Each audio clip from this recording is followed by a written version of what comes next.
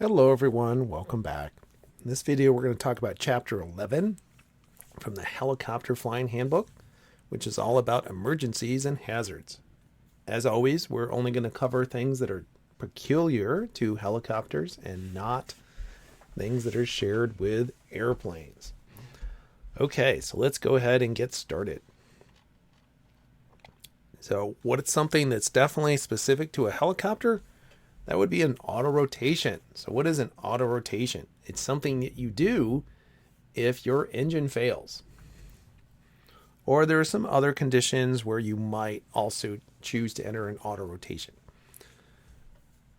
So, what do you do if your engine fails in a single engine helicopter on an auto rotation? You can also use this if you have a tail rotor problem. Let's say your tail rotor has failed. If the tail rotor has failed and you can't produce anti-torque with the tail rotor, guess what? Take away the torque by entering an auto rotation. So if the engine fails, that freewheeling unit is going to take over and it's going to allow the rotors to spin. So it's going to allow the main rotor to spin. And how does it spin? It spins by having air forced up through it. Normally it's sucking air down into it using the power of the engine. So in auto rotation, we essentially reverse the flow of air through the rotor disc. Because the main rotor is connected to the tail rotor through the transmission, we have the tail rotor available to provide anti-torque. And this allows us to fly our helicopter as normal, albeit with a pretty good rate of descent. How much of a rate of descent? Typically, you're looking at around 1,500 foot per minute. So if you started at 500 feet in the air, which is a pretty typical pattern altitude for a helicopter, you've got 20 seconds and you'll be on the ground. It's another reason why a lot of helicopter pilots seem to prefer to fly very low. It's not always the best idea. Give yourself a little bit more time if something bad does happen. Fly at 1,000 feet instead of 500 feet. You can still see things and it's still pretty cool, but it does give you twice as much time to react if anything bad happens, like you lose an engine. Okay, so what do we do in an auto rotation? Again, as I said, normally we're sucking air down into the rotor, but with an auto rotation, we're coming this way, and that's forcing air up into the main rotor in an auto. So how do we enter an auto? Initially, we're going to lower the collective. And why are we going to do that? We want to make sure that the rotor doesn't spin down, especially if you're flying something like a Robinson, which has a low inertia rotor system, which really means no inertia rotor system. It takes 1.5 seconds for the rotor on a Robinson to spin down to where you cannot possibly recover, assuming that your engine actually did fail. And that's a bad place to be. Something like the Schweitzer has a lot more inertia and you have a lot more time to react. So you're going to flatten out those rotors. You're going to flatten that pitch, and that will allow the wind that's coming up through the rotor system to turn the rotors. What if they start turning too fast? If they start turning too fast, then you pull up on the collective. You increase the pitch, that increases the drag, and the rotors will spin slower. Again, this is where you're going to be much happier in a Schweitzer than a Robinson, because the Schweitzer has a much, much wider rotor RPM range when the power is off. It's roughly 400 to 500 RPMs, whereas the Robinson is 97% to 104% is where you pretty much have to live. So if you're going too fast, you pull aft cyclic like you always do. Now, when you do that, it's going to force more air up through that rotor. It's going to load it down, if you will. And that's going to cause the rotor RPMs to go up. So you're going to enter this auto rotation, and here you are, position 2, and you're descending at around 1,500 feet per minute. Now, every helicopter has a recommended auto rotation speed, and if you're going faster or slower than that, then you're going to descend at more than 1,500 feet per minute. How much more? Well, it depends. If you're lucky, there might be a chart for your helicopter that's going to tell you that. So when you get to about 50 feet, you want to arrest this really rapid vertical descent. And how do you do that? You flare, just like you would flare an airplane. So you're going to pull that nose up, and that is going to decrease this descent rate by a lot. At the same time, it's going to charge up that rotor. That rotor is going to start spinning. And then you will level the helicopter. That's position 4 here. And then as you start to descend, you are going to pull the collective up. So you charged up that rotor. You got some energy in it. You level the helicopter. Why do you do that? Because you don't want to strike the tail. That's why. And then as you come in, you're going to pull up on the collective. And that's it. That's all you have to do for an auto rotation. Sounds easy, right? Well, you'll get used to it after a while, after doing it. Again, I do have videos on how to do auto rotations in the Schweitzer, and I think also in the Robinson on the YouTube channel. So you might want to have a look at that. Now, of course, there's a lot more involved with auto rotations, and the question is, what do you do at the bottom of it? So typically, we will do a power recovery at the bottom. And why is that? Well, the reason that we're going to do a powered recovery is very simple. We can get 95% of the benefit of practicing an auto rotation without the risk of bending something. So we're going to come in, and as soon as we flare and we start to level, so if I go back to my picture here, right about here, position 4, I'm also going to roll on the power. And the way you do that exactly is going to vary from one helicopter to another. In the case of a Robinson, you basically just turn up the throttle and let the governor grab it. Now, of course, when you do that, the helicopter is probably going to yaw rather dramatically to the right, because helicopters have right turning tendencies. And you're going to have to apply some pedal to keep it from yawing in the extreme. So as you level, you can bring in the power. If you're flying something like the Schweitzer, you can actually just hold the throttle in place and pull up on the collective, and the correlator will kind of take over for you, if you will, and that's going to bring in the power that you need so that you can go into a hover.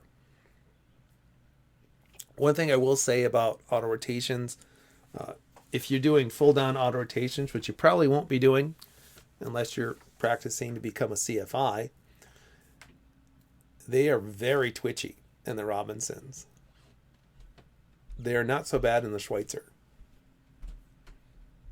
At any rate, if you had to actually do an auto rotation, if you have a little bit of forward speed, that's usually not all that bad. It can kind of help you out. So if you come down and you have a little bit of forward speed at the bottom of your auto rotation, don't be so worried about it. Okay, so that's a straight in auto rotation. Well, what if you had to go someplace and you couldn't just go straight? You had to make a turn. Well, then you can do a turning auto rotation, which generally is going to burn a lot more altitude. Very commonly, we do these either as 90 degrees or 180 degree autos. You'll probably practice the 180 degree autos more than the 90. The biggest thing about turning autos, and again, I have a video for that, is that you want to make sure you start your turning right away if it's a 180 auto and keep it coordinated. Coordinated means more efficient. And as you turn, you're also loading up that rotor. So be aware that you might have to do a little check up on the collective. If you're flying a Robinson, you will definitely have to do that because there's no inertia in that.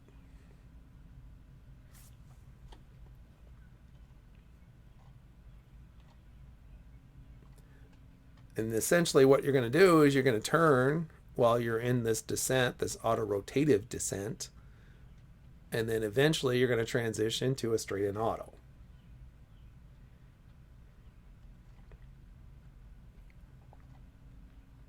So your book talks about power recovery, which we just talked about. And then they go on to some other stuff. So, they're not even going to talk about full down autos because, again, only CFIs tend to practice that. There's a much greater chance of you damaging something doing a full down auto rotation. Other things that are in this chapter, sometimes called hover auto rotations, although it's really more correctly a power failure in a hover because it's not an auto rotation. You don't have time to enter a proper auto rotation. So how does this work? Basically, you're in a hover, a couple feet in the air, and you chop the power. Now, some people will just really chop it, which is not terribly realistic. If your engine's going to die, it's probably going to die slowly. So what I like to do, especially when I'm starting out doing hovering autos, is that I will just slowly roll off the power. And what's going to happen? Well, if you roll off the power, you're decreasing the torque. So you're decreasing the anti-torque required, if you will. So if you do nothing, what's going to happen? The nose of the helicopter is going to go to the left. So you're going to have to apply right pedal. Also, you're going to have a decrease in thrust out of the tail rotor, which is trying to push you to the right. So you might have to increase the right cyclic to keep you from drifting to the left.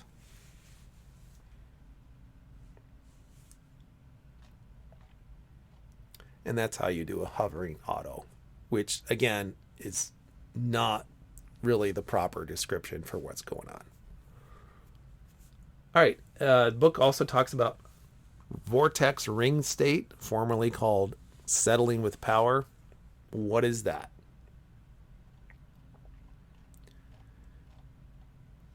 It looks kind of like this. Basically, what you're doing is you're descending into your own turbulent wake. So here's our normal wingtip vortices. And now we're descending rapidly enough that we're also just getting into this harmonic effect, if you will. That's why it's called vortex ring state, where it's nothing but turbulence here.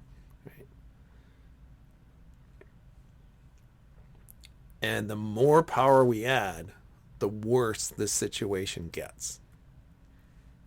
So how do we avoid it? We talked about those 3 conditions in a previous video. We said if you're going less than ETL speed, less than effective translational lift speed, which is 16 to 24 knots, descending more than 300 feet per minute, and you have at least some power in, you can get into vortex ring state. How do you avoid it? You take away one of those 3 conditions. So let's say you get into it. How do you recover from it? Well, there are 2 common ways to recover. There's the traditional way, and then there is the Fashard recovery technique.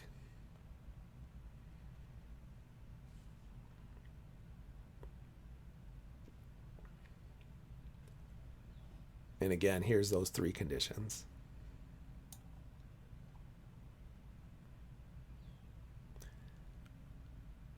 So how's the traditional recovery work? You increase your airspeed and you lower the collective. Why do you lower the collective? You get that pitch down on the main rotor and you're pushing forward. Right? You're going to increase my airspeed. I'm going to fly forward out of it.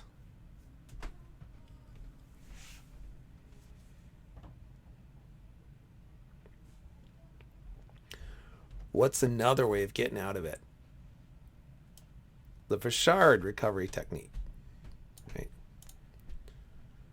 And how does this work? I have lateral thrust and an increase in power. And I'm going to basically exit to the side. I'm going to scoot out to the side. So I'm going to do a slip to the side. So let's say I want to go to the right. I'm going to push my cyclic toward the right, and I'm going to increase my collective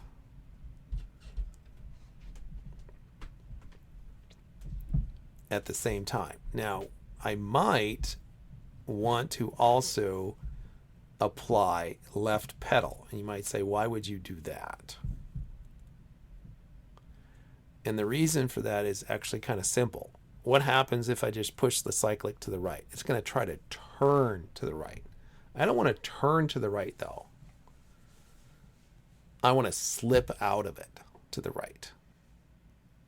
So the left pedal keeps the nose pointing straight forward, if you will, as I slip out to the side. Now, you might say, well, should I go right or left?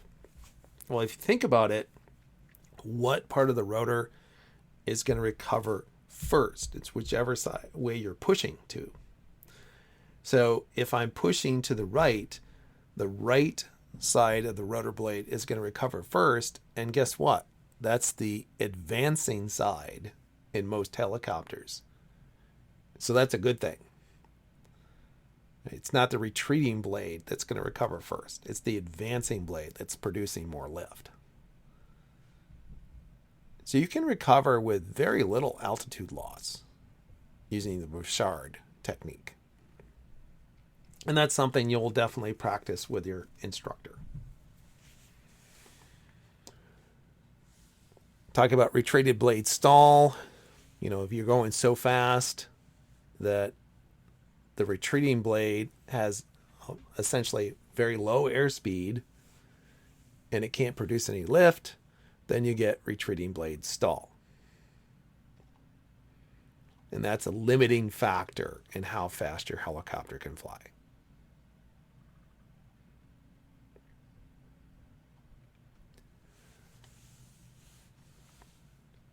So if you encounter a retreating blade stall, what are you supposed to do?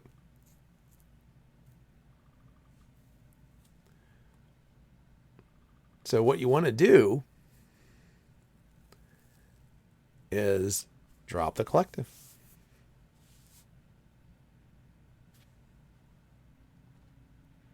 Decrease that pitch, and that's going to help you out. All right, so other emergency conditions that you find yourself in. Ground resonance. This is something that if you have a two-bladed helicopter, you're probably not going to encounter. So it's one of the few advantages of flying a Robinson. But even if you're flying a Robinson, you need to know about it, right? If you go to your check ride, don't be surprised when the examiner asks you about it, because you're not getting a license to fly a Robinson. You're getting a license to fly a helicopter. And that includes a real helicopter. It has like a 3-bladed rotor system. So what is ground resonance? Basically what happens if you strike the ground kind of hard, you weren't really slow about that approach to the ground, you can get out of whack with these rotors. So here we got a nice little picture. So instead of having 120 degrees between all of your rotors, you have 122, 122, and 116. Ooh, well, now this is unbalanced, right? You just move the center of gravity this way, and you have this spinning object. So now it's going to be all wobbly. If you've ever seen a top that's spinning and if you just disturb it kind of violently and you see what it does, you know exactly what's going to happen here. If you go online, you can search for videos on ground resonance, and you'll find in many cases you'll have helicopters that will literally vibrate themselves apart. So what's the best way to recover from that? Don't get there. That's the best way.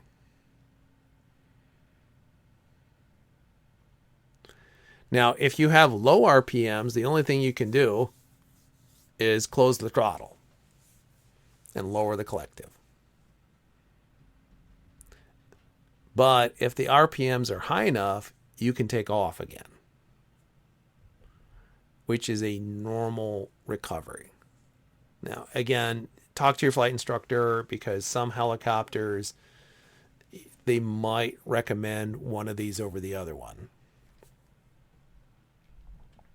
But I have seen videos of even small helicopters just literally blowing themselves apart on the ramp from ground resonance.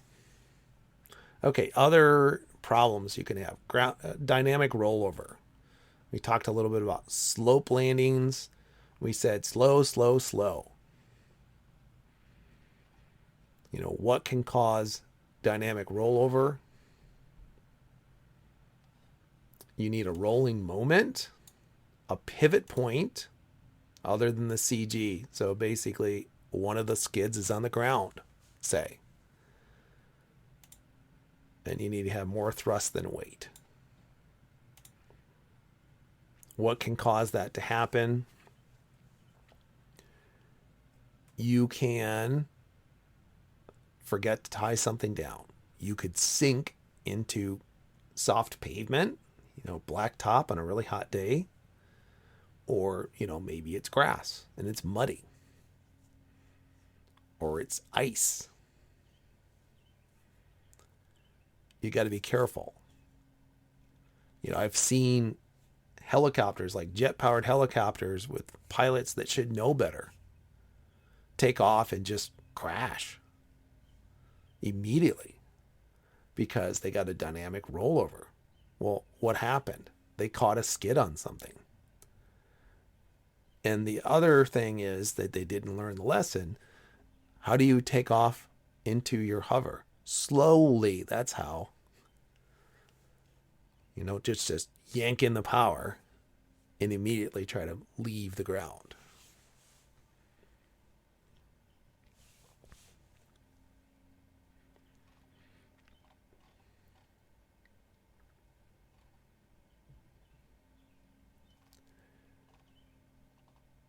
Okay, so other critical conditions. If you have that Robinson, you have to worry about low G conditions and mast bumping. So what's that all about? Well, if you look at the way that rotor can teeter, you can have bad things that happen. You can have mast bumping. You can have a mast, not a mast, but you can have the tail come into contact with the main rotor as well.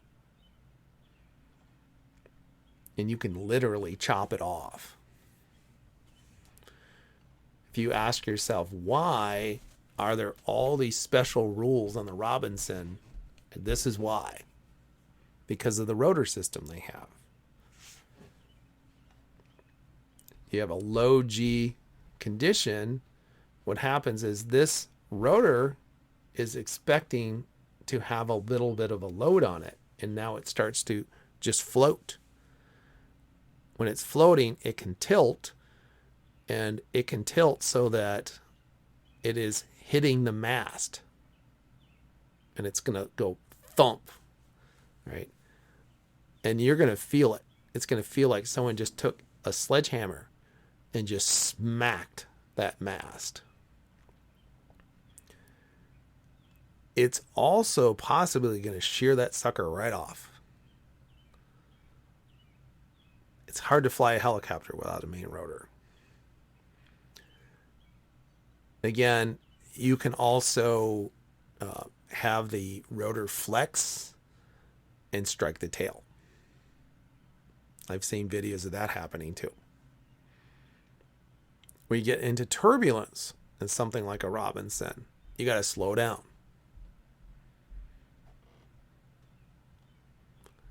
Why is that? Because you have high rotor flapping angles.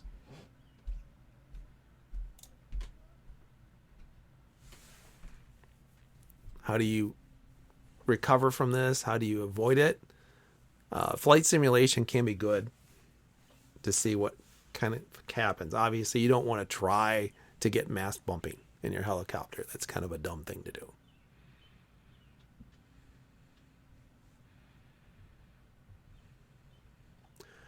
Okay. Other things that can happen: low rotor RPMs and rotor stall. Let's say you're flying the Schweitzer and you keep pulling up that collective and the RPMs are going down and you start hearing the low RPM horn. What are you going to do? Well, you're going to lower the collective and simultaneously throttle up. And why would you do that? Well, because you want to make sure that it's not hitting the limit, right? You're trying to pull the collective and you're out of power. That could be causing the low rotor RPM situation. Same thing if you're flying a Robinson with a governor. If you're like, oh, I got a governor, I don't have to think about the throttle. And you just, pulling up on the collective, you can get to a situation where it says, oh, I'm sorry, but no, there's no more power available. So you want to lower the collective. Also, the governor can fail. And if you do fly a Robinson, you'll have to learn to fly it without the governor as well. You can have failures of your anti-torque system. We talked about run-on landings previously. Why would you have to do that? Well, that's one of the reasons you might have to do that.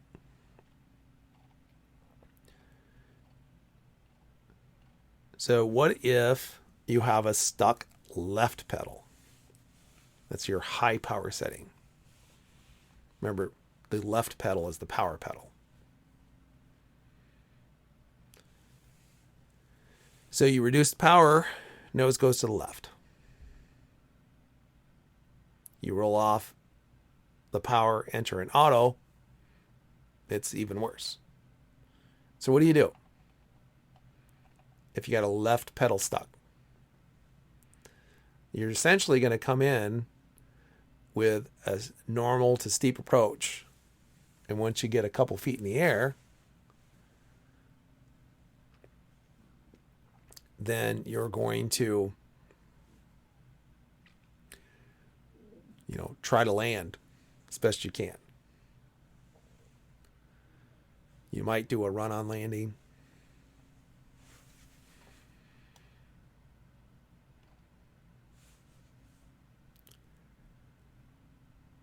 And, a little bit of forward cycling again. What does that help you? Well, remember there's stabilizers on a lot of these helicopters. And it's going to help straighten you out a little bit.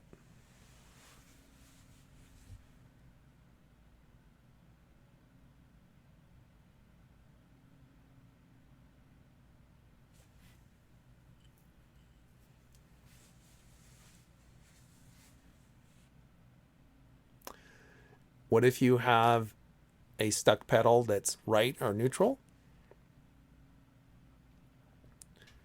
So here you're going to do a run-on landing, a nice shallow approach. Right?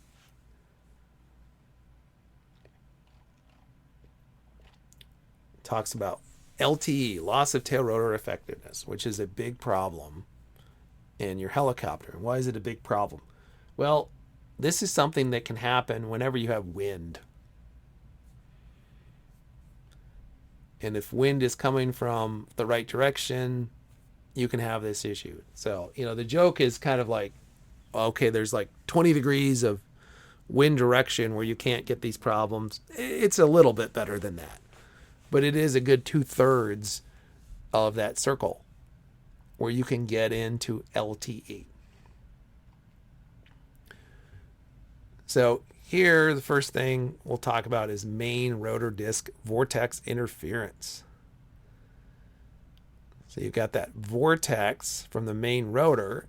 If you've got the wind coming from the left, and again, this is for a normal helicopter with the rotor spinning the right direction, kind of this 315 to 285, so this little 30-degree or so area, what happens is the vortices from this rotor get blown right into the tail rotor. And now the tail rotor becomes less effective. If your wind is coming from behind you, in this space from 120 degrees to 240 degrees, so that's, a third of your circle right there, you can get weathercocking, which basically just says, hey, I'm going to weather vane. I'm going to turn this helicopter completely around to face into the wind.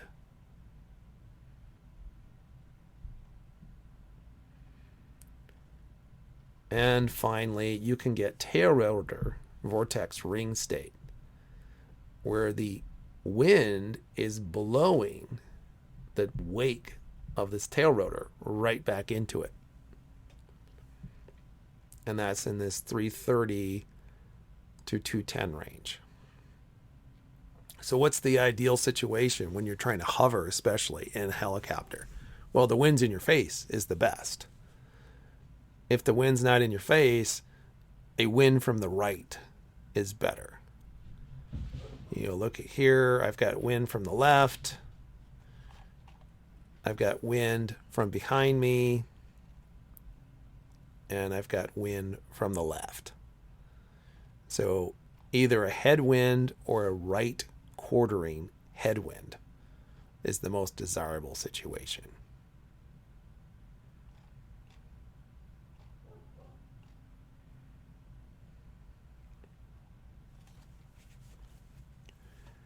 So what do you do if you start to get a yaw to the right? You can put in left pedal. You can give it a little forward cyclic to increase your speed. Possibly reduce your power.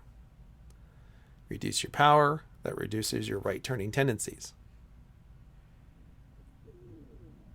And the slower you're going, of course, the more these things are going to affect you. That's why you're going to push forward a little bit. Some other bad things can happen. You can have, a drive shaft or clutch failure.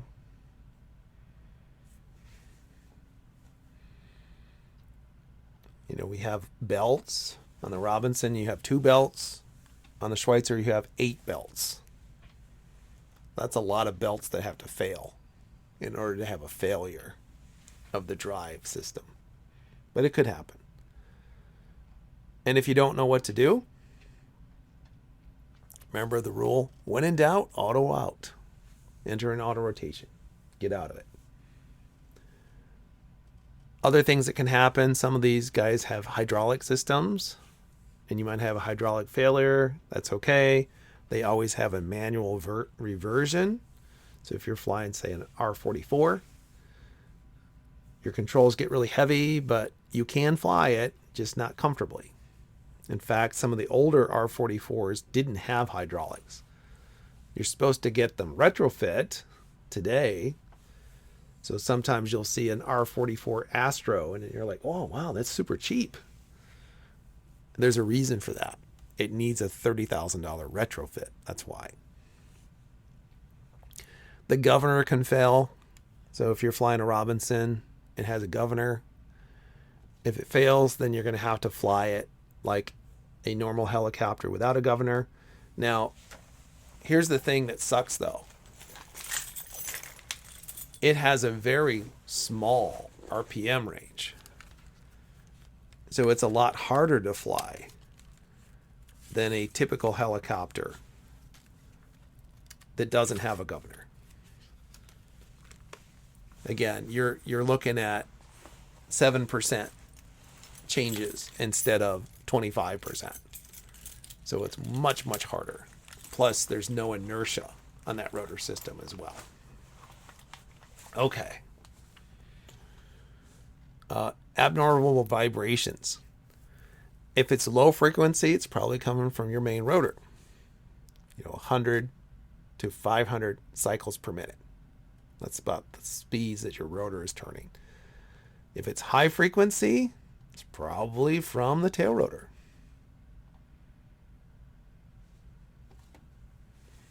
Or from the engine. It depends. Certain helicopters, the tail rotor spins at the same speed as the engine, which is generally not a great thing. But the Safari helicopter, which is a home built, is sometimes plagued with issues because of that. Now, if you're lucky enough to fly a multi-engine helicopter and you lose one engine, keep on flying. If you lose them both, guess what? You're doing an auto rotation. They talk about becoming lost. I mean, that's the same in any aircraft. Try to figure out where you're at. Of course, the helicopter is nice because you can get lost and you can always land somewhere, land in a field somewhere, and ask for directions. Unless you're a guy, because we never ask for directions. They also talk about VFR flight into IMC. It's the same as a airplane. Don't do that. So when the weather's bad, if you suddenly find yourself in the clouds, try to get out of them and make small movements.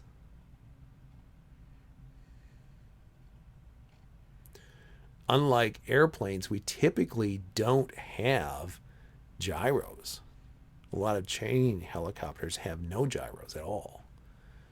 So you can't just look at your instruments. You just kind of have to feel your way out.